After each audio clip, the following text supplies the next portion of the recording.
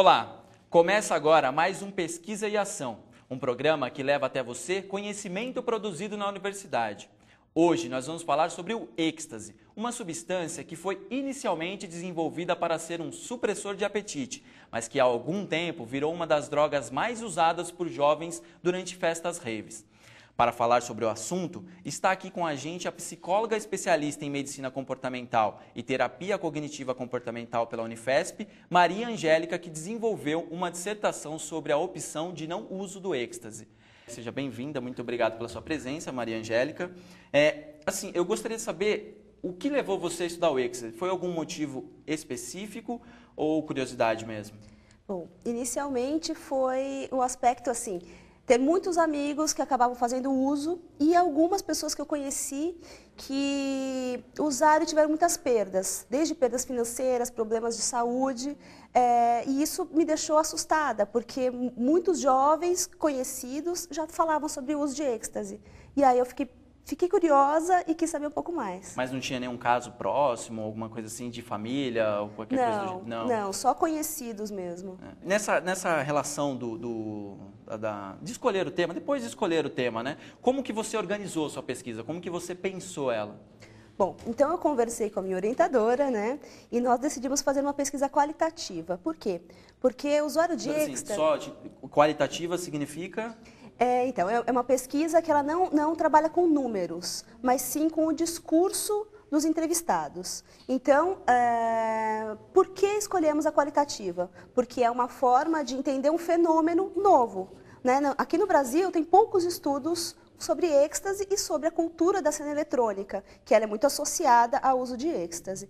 Então, iniciamos dessa maneira uma pesquisa qualitativa, onde eu entrevistei pessoas que já fizeram uso de êxtase e pessoas que tiveram oportunidade de usar e não usaram. E essa droga é tão comentada, ela está presente no cotidiano dos jovens.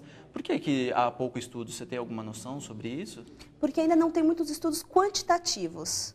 Então, é necessário fazer pesquisas qualitativas para entender e compreender o fenômeno, para daí a gente poder pensar em estudos maiores, quantitativos. Porque, assim, se a gente parar para pensar, a epidemiologia do uso de êxtase no Brasil ainda é muito baixo em relação a álcool, tabaco ou outras drogas, como cannabis. Então, por não ser tão divulgado, é necessário um estudo qualitativo antes do estudo epidemiológico. Durante a sua pesquisa, você entrevistou mais de 50 pessoas. Como foi essa experiência? Fantástica. Foi interessante porque as entrevistas duravam em torno de 45 minutos a 60 minutos. Eu não perguntava só, você usou êxtase, mas sim eu perguntava como estava a sua vida nessa época, né? O que você fazia de hobby, o que você gostava de fazer, se você estudava, trabalhava, enfim. Então eu perguntava sobre vários aspectos da vida do entrevistado e isso foi muito rico, porque além de eu obter os dados que eu queria, eu conseguia conhecer pessoas diferentes. Eu entrevistei desde DJs, psicólogos, psiquiatras, estudantes, universitários. E por que você escolheu o público entre 18 e 40 anos para ser o alvo da sua pesquisa? Porque assim, a gente sabe que o êxtase está relacionado com jovens, né, e as festas raves. E por que você optou por ampliar essa margem de idade? Bom, inicialmente 18 anos, porque existe um comitê de ética em pesquisa, então eu achei melhor não entrevistar menores de idade, para não ter nenhum viés, nenhum problema ético. No entanto, 18 a 40 anos, o que aconteceu? Não foi estipulado, era acima de 18 anos até 65, eu poderia entrevistar, mas a amostra foi baseada em estudos já feitos. Então, desde estudos nacionais quanto estudos internacionais, nós buscamos, e a faixa etária é a partir de 18 anos até 40. O que você conseguiu encontrar assim, de curioso nesse público variado que você estudou? Bom, na verdade eu consegui encontrar mais coisas em comum, né? Tipo o estilo de vida. Então, muitos frequentavam cena eletrônica, sim. Muitos frequentavam festas com uma frequência considerada pelo menos 3 vezes por semana. Então, o estilo de vida é um fator em comum. A classe social também é um fator em comum nessa amostra, né? Diversos estudos falam que o êxtase é consumido pela classe média alta. Exato. Essa amostra que eu entrevistei, eu encontrei classe média. Então, mas além da classe média e classe média alta, você encontrou por acaso alguém assim de uma classe menos favorecida? Sim, eu tive em torno de 3 entrevistados que eram de classe baixa, eles se intitulavam de classe baixa, mas que conseguiram acabar fazendo uso de êxtase porque tinham amigos que davam, ou então juntava, né, dinheiro no mês para ir para uma festa e fazer o uso. Então, a classe média ainda é a maior consumidora. Essa droga está relacionada, então, de fato, com classe média alta ou classe média e com jovens? Isso é fato? É fato. Tanto é fato que, hoje em dia, né, a cena eletrônica ela era demonizada por conta de ser muito associada ao uso de êxtase. Mas, no entanto, a partir do momento que eu fiz essas entrevistas, eu encontrei que as pessoas que tiveram oportunidade de usar e as pessoas que fizeram uso e pararam, usaram em diversos outros lugares, sempre relacionado a algum tipo de Então, festa. mas aí que vem uma curiosidade, né? A gente sabe que ela está relacionada com as raves, mas assim, você encontrou o uso dela em outros ambientes? Sim. Quais foram? Bom, festas de micareta, festas de formatura, casamento, churrascos entre amigos. Bom, teve até um sujeito que disse que um conhecido dele usou num rodeio, né, para montar mesmo no boi, ele usou para perder o medo. Mas assim, quem usa o êxtase, que tipo de comportamento tem? Bom, o êxtase, ele causa bastante euforia, então a pessoa fica bem agitada, ela sua muito mais, porque ele aumenta a temperatura corpórea. A pessoa se sente mais empática. O que seria empatia? Consegue se colocar muito mais no lugar dos outros, sente uma proximidade com as pessoas, então as relações sociais elas são mais enfatizadas sobre o efeito, então as pessoas acabam dizendo, eu te amo, e saem abraçando os outros, né? Essa droga tem essa capacidade. Ela provoca alucinações, em que sentido? Principalmente táteis, então a pessoa fica com o tato muito aguçado, e alucinações auditivas. Alucinações em que sentido? Ela não vai escutar coisas que não existem, mas sim ela vai sentir mais essa audição. E por que ele está associado à rave? Tem algum fator específico? Você conseguiu descobrir isso durante a pesquisa? Então, associação com a rave. A rave é um ambiente em que a pessoa... É um ambiente colorido, porque a decoração normalmente é muito colorida, espaços abertos, normalmente sítios. Então, a pessoa tem um estímulo visual muito intenso, das cores, luzes, a música e a permissividade. Mas então, aí por que eles usam então? É para aumentar isso? É para dar uma sensação maior de... Para aumentar esses estímulos e para se sentir... eles encaram às vezes a rave como um cotidiano, um parênteses do cotidiano. Então a pessoa acaba indo para lá porque vai ficar horas, então ela também quer aproveitar o mais tempo possível. Por isso ela acaba também utilizando a droga para ficar mais agitado, mais eufórico. Agora, me veio uma curiosidade. Você entrevistou um público variado. Eu queria saber, um cidadão de 40 anos, por exemplo, uma pessoa de 40 anos que utiliza o êxtase, em que momento ela usa e que tipo de sensação ela espera? É a mesma coisa? Porque assim, o jovem está numa festa, então ele espera, a gente entendeu que vai proporcionar aquilo que ele busca. Agora, uma pessoa de 40 anos busca o quê? Bom, nesse caso, como as entrevistas foram com pessoas que já haviam parado de usar, no mínimo 12 meses antes da entrevista, então essa pessoa, particularmente, 2 que eu entrevistei que eram um pouco mais velhas, elas já tinham parado há alguns anos, né? E hoje em dia relatam, olha, eu usaria novamente, mas para ficar mais eufórico, mas não tanto para ficar dançando o tempo todo. Então, muda um pouquinho. O que eu percebi no estudo é que chega uma fase que a pessoa cansa. Mas o efeito é exatamente o mesmo numa pessoa mais jovem e numa pessoa mais velha? Não porque temos a vulnerabilidade, a variabilidade individual. Então, para mim pode funcionar, me dar um efeito, para você pode ser outro. Mas o tempo, assim, a duração do efeito... É bem semelhante, mas pode variar um pouquinho, né? A pessoa que talvez tenha mais idade pode sofrer um pouco mais com a ressaca, porque uma das coisas que motivou até a parada de uso de alguns usuários é a ressaca. porque ela é muito extensa, pesada, densa, né? A pessoa acaba ficando com muitas dores musculares, porque dança demais. O êxtase também provoca uma tensão muscular, provoca bruxismo. Então, a pessoa começa a ranger os dentes sob o efeito do êxtase. Tem pessoas que relatam que trincaram o dente, quebraram efetivamente, até por isso desistiram de usar. Então, por a pessoa demorar um pouco mais para se recuperar da ressaca, ela perde a vontade de usar. E a pessoa também vicia. Então, existem casos de pessoas que se tornam dependentes de êxtase, mas essa é muito pouco. Porque é uma droga recreacional que a pessoa acaba utilizando com espaço de tempo. Então, ela acaba não usando, por exemplo, o êxtase para ir trabalhar, para ir estudar, mas acaba utilizando durante o fim de semana. Existem pessoas que aumentam essa frequência. E aí vai ter Tipo de pessoa, por exemplo? pessoas que acabam gostando muito, ou pessoas que já têm uma tendência, porque a maioria é poliusuário de drogas. Né? Então, quando uma pessoa se torna usuária de êxtase, provavelmente ela já experimentou outras coisas. Né? Já usou álcool, tabaco, maconha, cocaína. Dificilmente alguém vai iniciar pelo êxtase. Dificilmente.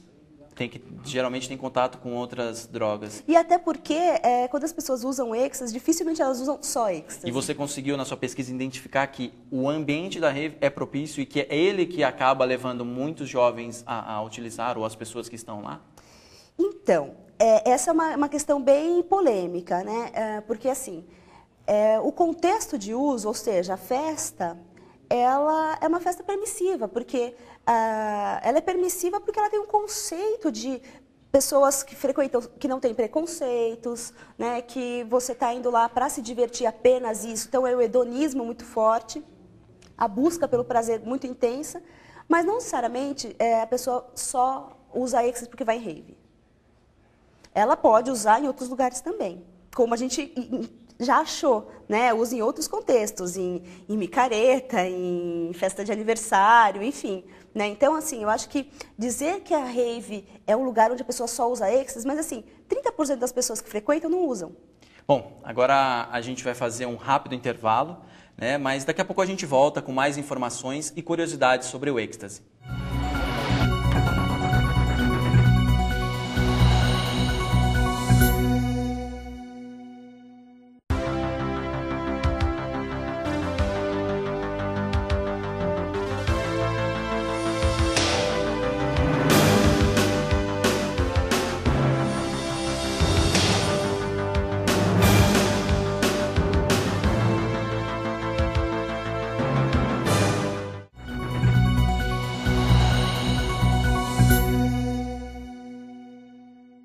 Estamos de volta com o Pesquisa e Ação, que continua conversando sobre o êxtase. A nossa convidada é a especialista em medicina comportamental e terapia cognitiva comportamental, Maria Angélica. Angélica, durante a sua pesquisa, você descobriu que o êxtase leva à depressão. Por quê? Porque a principal via de atuação do êxtase é relacionada à serotonina, que é chamado, é uma substância, né, um neurotransmissor que nós temos no cérebro, que está relacionado com a sensação de bem-estar. Então, quando a pessoa ingere o êxtase, ela tem uma descarga muito grande de serotonina, por isso tem também toda essa agitação, essa sensação de bem-estar, esse prazer todo. Bom, então a pessoa acaba com um estoque de serotonina do cérebro. No dia seguinte, depois que a pessoa consegue dormir, que às vezes é difícil, a pessoa dorme, acorda e fica com humor depressivo, né? Ela não se torna uma pessoa com depressão, mas ela fica deprimida por conta da diminuição de serotonina no cérebro. Até o organismo se estruturar novamente para produzir, demora um pouquinho. Então, a famosa ressaca de 2 dias, né? Por isso que essa ressaca ela acaba cansando muitos usuários, né? Porque a pessoa cansa de ficar 2 dias para se recuperar de uma festa. Né? E às vezes, sei lá, a festa terminou no domingo, segunda, terça, na quarta-feira a pessoa está acabada. E que outro tipo de patologia médica você encontrou, né, durante a sua pesquisa relacionada ao êxtase? Bom, tem alguma outra? São inúmeras. Então, a gente pode ir para as cardiovasculares. Então, a arritmia cardíaca. Então, teve uma pessoa que me contou que fez uso sem saber. Então, eu estava no carnaval, colocaram na bebida, tomou bebida de uma amiga e ficou muito eufórica. Depois, ela começou a passar mal, foi para o hospital, ela estava com arritmia, porque ela tinha usado e desencadeou isso nela. Outro problema, né, a depressão, efetivamente. O uso contínuo acaba proporcionando uma alteração nesse sistema serotoninérgico, né, o que produz a serotonina, e isso faz com que a pessoa acabe se tornando depressiva por conta dessa alteração. Outro aspecto, né, a pessoa pode ter crises de pânico, ataques de pânico, que são ataques de ansiedade. Outro aspecto, outra doença, insônia. A pessoa pode ter problemas no ciclo de sono. E durante essa pesquisa, você encontrou algum caso marcante, assim, que te chamou a atenção? Falou assim, ó, tal entrevistado me marcou mesmo. O entrevistado, ele morou em Londres, fez uso pesado. Ele usava 4 a 5 vezes por semana, né, frequentava muita festa lá e tal, e ele começou a ficar sem memória. Não ficar sem memória, mas não armazenar mais muitas coisas. E aí ele voltou para o Brasil, ele ficou quase um ano em Londres, voltou. E aí quando ele estava me dando entrevista, ele falou assim, Angélica, eu parei de usar porque eu estava ficando burro. Né? Então, porque um dos problemas que são bem persistentes, que demoram às vezes a se reverter, é o problema de memória. Maria Angélica, quais são as formas de uso do êxtase? Bom, normalmente as pessoas ingerem o comprimido, né? Muitas vezes ingerem metade e depois de algum tempo ingerem a outra metade, que é até uma forma um pouco mais segura de utilizar, né? Porque você usa meia dose e é uma forma um pouco mais segura. Outra forma de usar, as pessoas amassam o comprimido, ele se torna um pó, e as pessoas aspiram, que é uma maneira até um pouco mais rápida do mecanismo de ação dele, mas também não é seguro, né?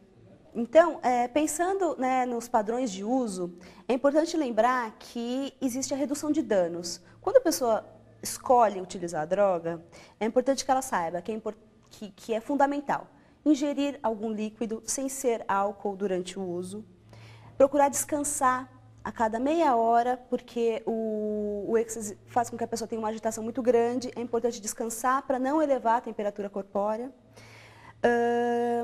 e se alimentar. Né? A gente sabe que o êxtase é uma droga que tira o apetite, mas é importante que a pessoa tente se alimentar pelo menos antes e depois do uso. Quanto tempo dura mais ou menos o pico, né? Quando a pessoa usa, quanto tempo dura essa sensação de euforia, né? Acontece assim, após a ingestão, de 20 a 30 minutos, os efeitos se iniciam.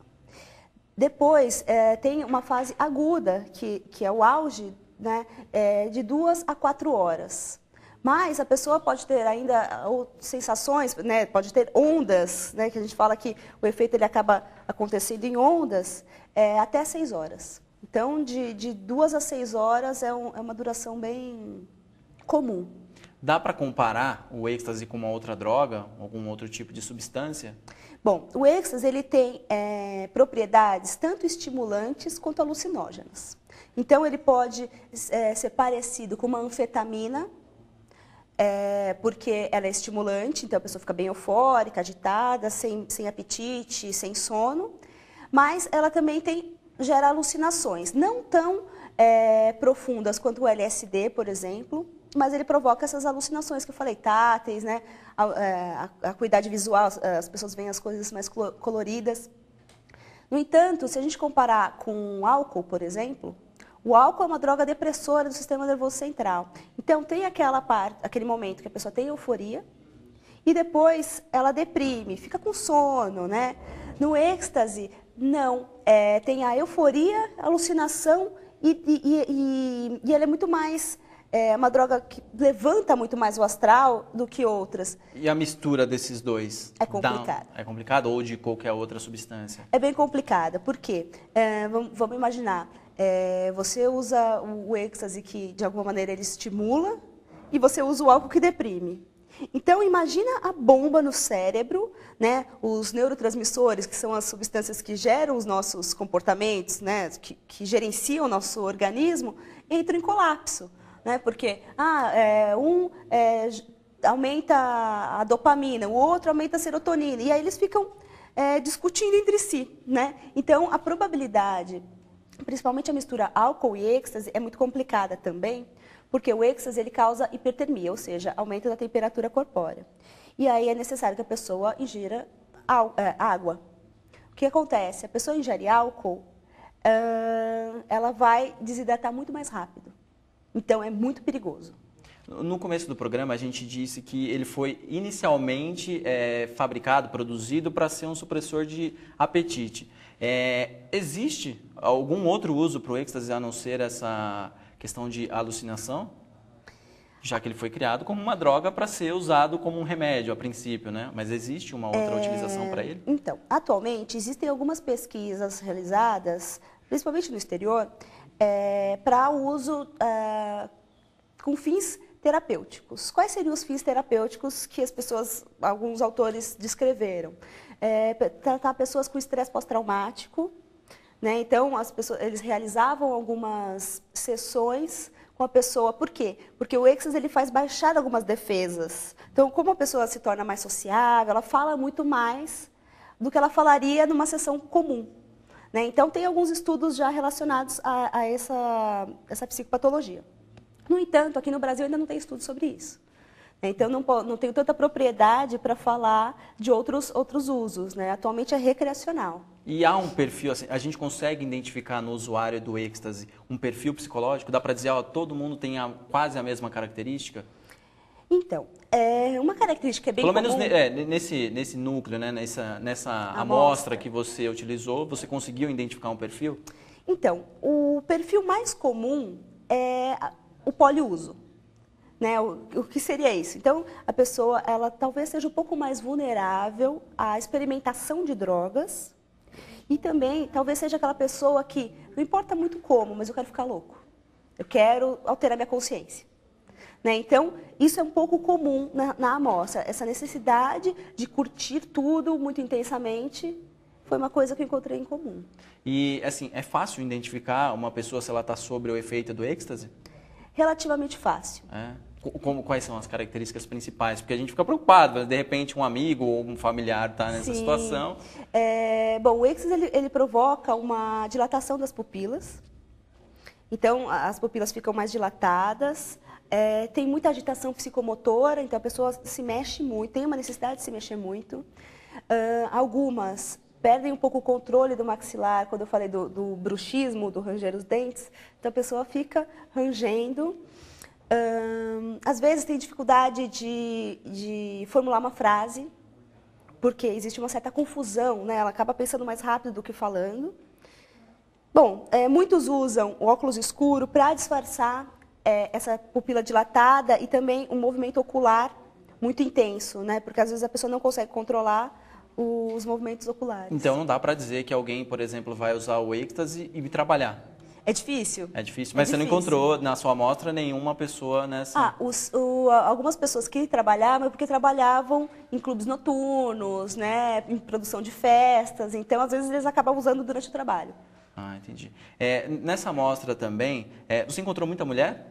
50% masculina, 50% feminina. Não há, no caso, uma distinção. Não é uma droga especificamente masculina ou feminina. Algumas são, né? Tem tendência a ser mais masculinas ou menos femininas. Não, então, como eu entrevistei 50%, né, de cada gênero, não apareceu tanto isso. Existem alguns estudos que relatam que, às vezes, os homens usam mais. E outros estudos que relatam que as mulheres usam mais. Então, existe essa incerteza ainda, né? Mas outros estudos, até brasileiros, relatam que o homem ele acaba consumindo mais comprimidos por ocasião. Né? Então, ele vai para uma festa e ele acaba usando mais comprimidos do que a mulher, por exemplo. Né? Eu acho que tem até uma questão de massa corpórea, né? de fragilidade mesmo. E, assim, para encerrar, né? O que a gente pode... Dá para dizer que uma pessoa que é viciada em êxtase consegue se recuperar rapidamente? Qual é a dificuldade, né, de se recuperar um usuário de êxtase? Bom, na literatura e na minha experiência profissional, eu não encontrei um viciado em êxtase, um dependente de êxtase. Por quê? Só usuário, no caso. Dá para explicar rapidinho essa diferença entre usuário e viciado, e dependente? Tá, o usuário, ele pode ser de várias maneiras. Pode ser um usuário ocasional, recreacional, né, que usa de vez em quando. Mas também tem o usuário pesado, que ele acaba tendo perdas. Então, a pessoa se torna dependente quando ela perde algumas funções sociais dela em virtude do uso de droga, né? De só pensar em usar aquilo, fazer tudo para obter a droga, né? Então, essa é a diferença entre o dependente e o usuário.